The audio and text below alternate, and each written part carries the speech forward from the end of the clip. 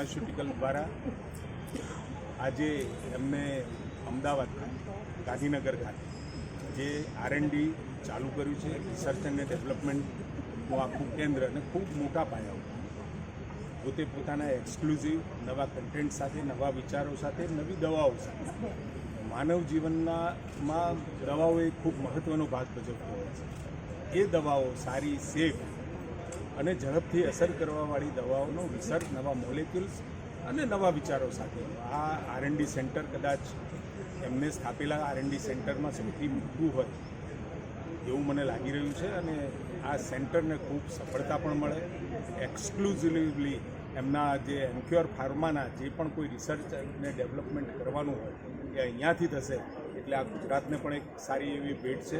અને સાથે હવે કેવળ ને કેવળ કોપી મારવી નહીં, પરંતુ પોતે પોતાની વાત પોતાના રિસર્ચ દ્વારા દુનિયા સમક્ષ મૂકવી, એ વિચાર આદરણીય નરેન્દ્રભાઈએ જ્યારે મૂક્યો છે ત્યારે દિશામાં આગળ વધતા આ એમનું કદમ ખૂબ જ પ્રસ્તુતનીય છે.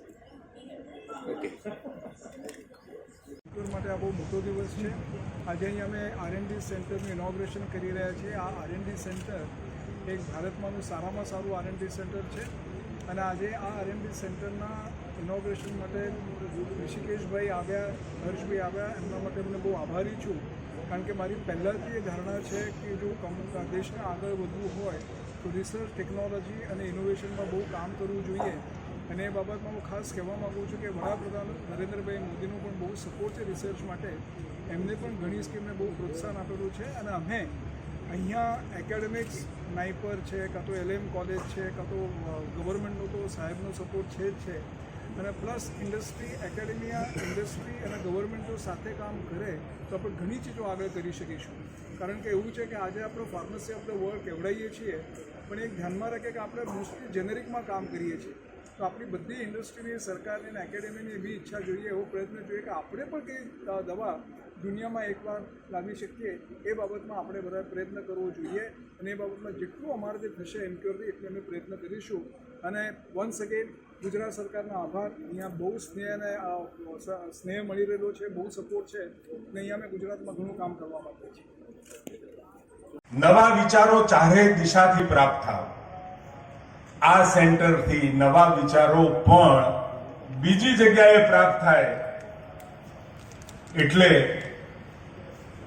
ક્યાંક ને ક્યાંક આપણે ભારતની અંદર વર્ષોથી પરંપરાગત કોઈ દેશ ટેકનોલોજીમાં કે કોઈ બીજા વિષયોમાં સંશોધન કરી ઉપયોગ કરી લે અને પછી ધીમે ધીમે આપણા દેશમાં ચાલતી આવે, એ પ્રકારનું વાતાવરણ હતું. પણ નરેન્દ્રભાઈએ નક્કી કર્યું ટેકનોલોજી કેવળ આયાત કરવી નહીં, પણ નિકાસ પણ થાય, એ પ્રકારનું ભારત વિકસિત દેશ બને, એનું સ્વપ્ન એમને જોયું ને 2047 સુધીમાં સતત આપણી રટાણ વિકાસશીલ, વિકાસશીલ, વિકાસશીલ. ક્યાંક તો ફૂલ સ્ટોપ મૂકવું પડશે ને, ક્યાંક તો નિબંધ પૂરો કરવો પડશે ને.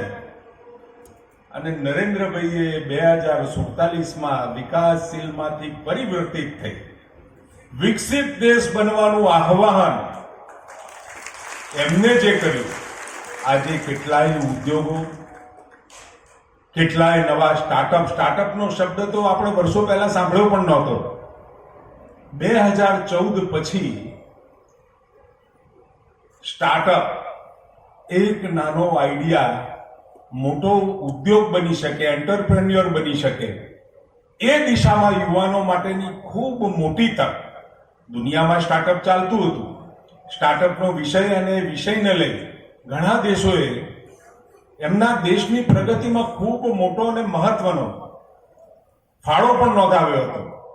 પરંતુ 2014માં કરેલી શરૂઆત, આ 11મું વર્ષ, અને આ 11 વર્ષના શાસનમાં નરેન્દ્રભાઈએ 3જા નંબરની સ્ટાર્ટઅપની અંદર આપણને રેન્કિંગ મળી જાય એ પ્રકારની આખી ભૂમિકા ઊભી કરી દીધી છે. મારે નમિતાજી સાથે વાત થતી હતી. એમની શાર્ક ટેન્ક હું પહેલા જોતો તો જ્યારે પણ સમય મળે એટલે આનંદ થતો. નાનો મોટો આઈડિયા લઈ અને એમની પાસે આવે અને માઇન્ડ ટુ માર્કેટની સફરમાં જ્યાં મદદરૂપ થવાની